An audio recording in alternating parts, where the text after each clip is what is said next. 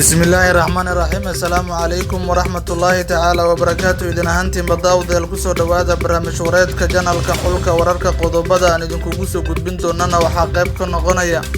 ardayda uu fadhiday imtixaanaadka shahaadiga oo maanta foodo ka dhex bilaabay mid ka mid ah goobaha imtixaanaadka ka socday iyo ciidamada ammaanka dawladda oo rasaas nool isla markaana wax ku noqday ardaydaasi ku furay kulan looga arinsanay majaxaabinta madaxweyne Laftagreen oo Muqdisho ka dhex maray Mukhtaar Robo Cali Abu Mansuur iyo Shariif Xasan Sheekh Aadan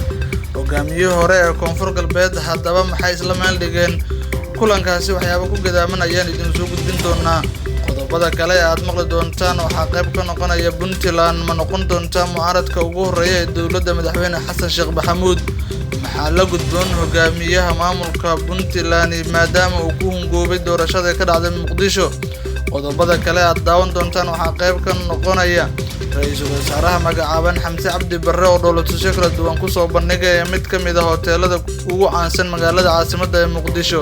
haddaba maxay in dowladda ra'iisul wasaaruhu soo bandhigay qodobadaas iyo kuwa kale oo faahfaahsan ayaanu dhawaan idin la wadaagi doonaa ku soo dhawaada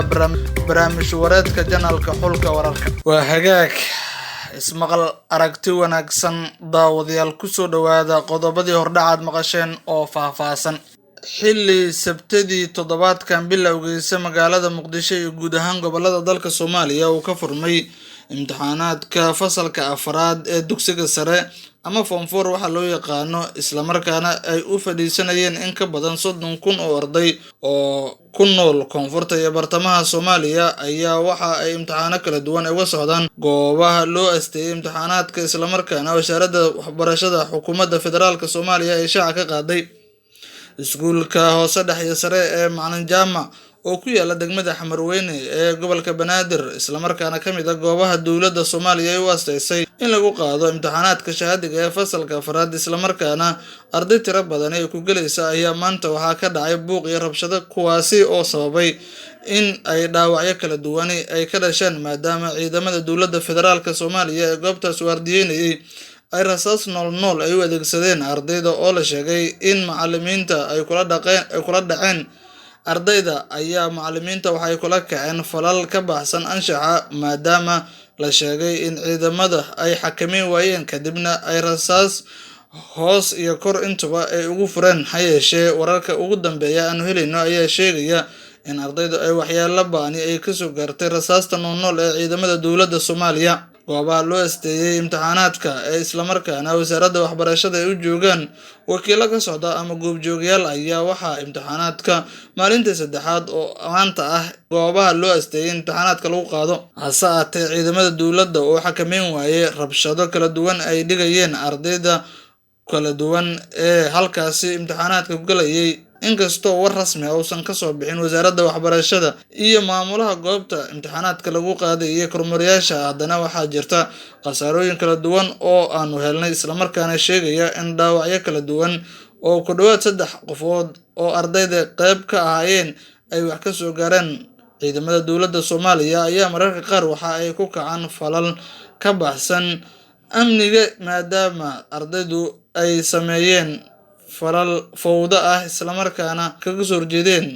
qaar ka mid ah macallimiinta magaalada caasimadda ee Muqdisho ayaa kulan qarsoodi ah xalay waxa uu ku dhex maray Sheekh Mukhtaar Robo Cali Abu Mansuur oo ah boos ku xiran mid ka mid ah xabsiyada ugu weyn magaalada Muqdisho iyo sidoo kale hogaamiyihii hore ee maamulka Koonfur Galbeed Shariif Xasan Sheekh Aadan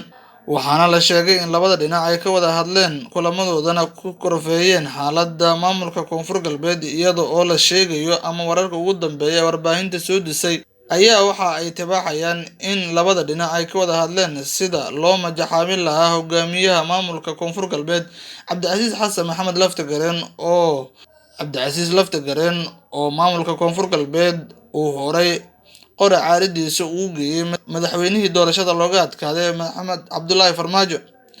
Laftagreen ayaa baqdin kala duwan waxa uu ka muujinayaa hogaamiyaashan ku shira magaalada Muqdisho isla markaana ka aransanaya xaaladda maamulka Koonfur Galbeed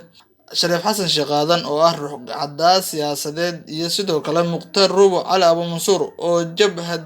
kala duwan soo maray ayaa labaduba waxa ay saameyn dadbani ku leeyihiin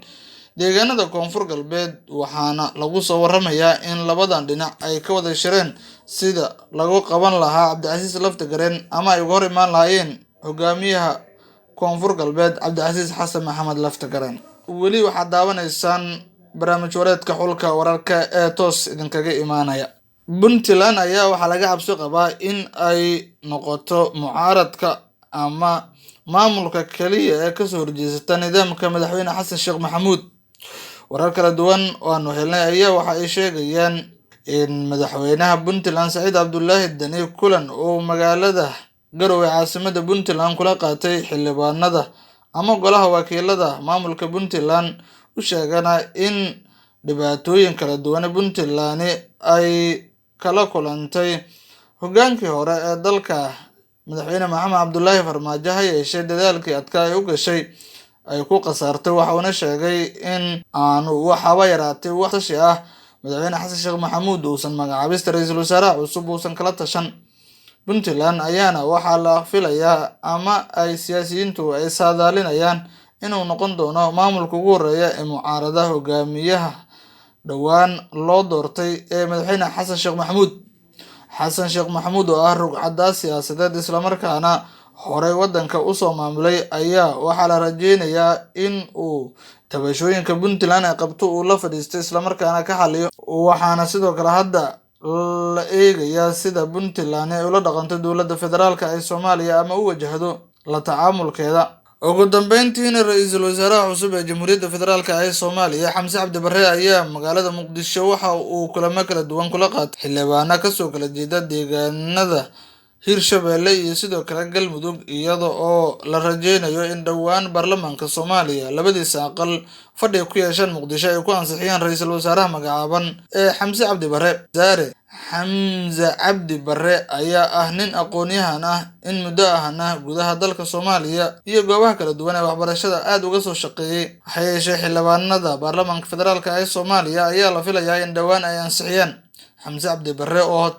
hoteelka la yiraahdo Dagaalo degan ayaa waxa uu shalay u qaabilay xildhibaanada kasoo jeeda deegaanada Hirshabelle iyo Galmudug, iyaga oo sawirro kala duwan ay soo galeen muujinayay in Xamse Cabdi Barre uu hadda uu wado in xildhibaanada si gooni u qaabilo, iyada oo sidoo kale la filayo in ay baarlamaanka ansixiyaan. Guud ahaan intaas ayaan kusoo gabagabeynaynaa barnaamij wareedka xulka wararka. Intaan ku kulmi doona kan la mid ah waxaan kaga tagayaa sidaas nabadgelyo.